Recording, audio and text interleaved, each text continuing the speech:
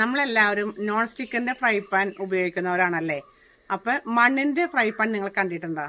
അപ്പം ഇതാണ് കേട്ടോ മണ്ണിൻ്റെ ഫ്രൈ പാൻ. അപ്പം ഞാൻ ഒരു ദിവസം ജോലി കഴിഞ്ഞ് പോകുന്ന വഴിക്ക് ഭയങ്കര ഒരു തിരക്ക് കണ്ടു ഒരു വണ്ടിയുടെ അടുത്ത്.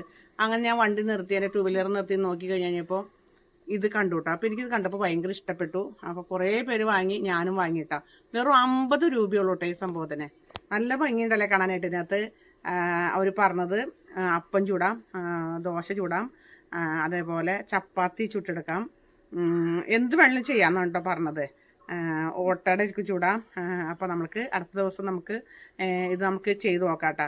ഇപ്പോൾ ഇത് ചെയ്യേണ്ടത് അവർ പറഞ്ഞത് വെളിച്ചെണ്ണ പറ്റിയിട്ട് കഴുകിയിട്ട് വെളിച്ചെണ്ണ പറ്റി വെയിലത്ത് വയ്ക്കാം, എന്നിട്ട് വേണം നമ്മൾ ഉപയോഗിക്കാൻ. പിന്നെ ഒന്നുകൂടി കഴുകിയിട്ട് നമ്മൾ ഉപയോഗിക്കാമെന്നാണ് കേട്ടോ അവർ പറഞ്ഞേക്കണേ.